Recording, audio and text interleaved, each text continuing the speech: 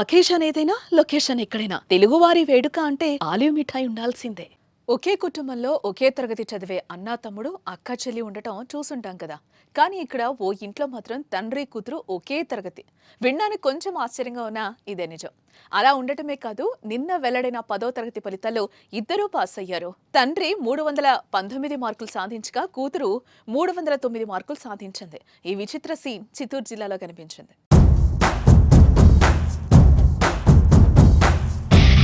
చిత్తూరు జిల్లా రొంపిచెర్లపాలెం వీధికి చెందిన బాకా ఇస్మాయిల్ ఆర్టీసీ కండక్టర్.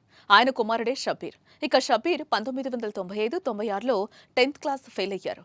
అదే సమయంలో షబీర్ తండ్రి ఇస్మాయిల్ కండక్టర్గా పనిచేస్తూ చనిపోయాడు. అయితే తండ్రి చనిపోయిన కొద్ది రోజులకే విధి ఆడిన వింత నాటకంలో షబీర్ కూడా ప్రమాదవశాత్తు దివ్యాంగుడిగా మారిపోయాడు. ఇదిలా ఉంటే తండ్రి ఆర్టీసీలో పనిచేస్తూ చనిపోవడంతో 10వ తరగతి పాస్ అయితే తనకి ఏదో ఒక ఉద్యోగం వస్తుందని షబీర్ భావించాడు. ఇందులో భాగంగానే ఈ ఏడాది ఓపెన్ స్కూల్లో పరీక్షలు రాశాడు. ఇక ఆయన కుమార్తె సమీనా రొంపిచెర్ల బాలికల జడ్పీ ఉన్నత పాఠశాలలో 10వ తరగతి పరీక్షలు రాసింది. ఇక నిన్న రాష్ట్ర వ్యాప్తంగా విడుదలైన 10వ తరగతి పరీక్షల్లో ఇద్దరు పాస్ అయ్యారు. తండ్రికి 319 మార్కులు రాగా సమీనాకు 309 మార్కులు వచ్చాయి.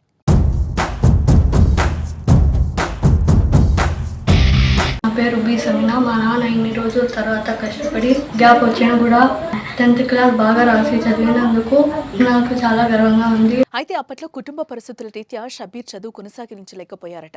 తన తండ్రి చనిపోయిన తర్వాత దినసరి కూలీగా పనులు చేస్తూ ఉండగా జరిగిన ప్రమాదంలో కాలు కోల్పోయాడు. ఇప్పుడు ఆయనకి ఇద్దరు పిల్లలున్నారు. వారిలో పెద్ద కుమార్తె సమీనా. ఇకపోతే దాదాపుగా 20 ఏళ్ల తర్వాత 10వ తరగతి పరీక్షల్లో పాస్ కావడంతో షబీర్ సంతోషం వ్యక్తం చేస్తున్నారు.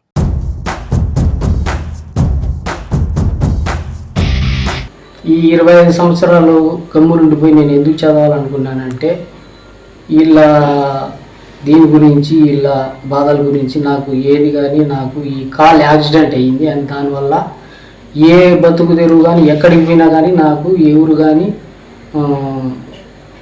శ్రద్ధగా పట్టించుకునే వాళ్ళు ఎవరు లేరు. అందువల్ల నేను ఈ విధంగా చదువుకొని ఉంటే నేను బాగుండిండు కదా అనే ఉద్దేశంతో నేను చదవాలని అనుకున్నాను.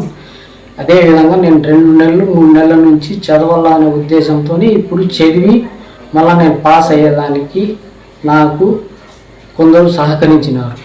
నమస్కారం అండి. మా ఇంటాయన ఎందుకు 10th ఇప్పుడు రాసినారంటే తనకి హెల్త్ బాగలేదు, ఎక్కడ వెళ్ళినా జాబ్ కూడా సరిగా ఉండటం లేదు, కాళ్ళు ఫ్రాక్చర్ అయింది.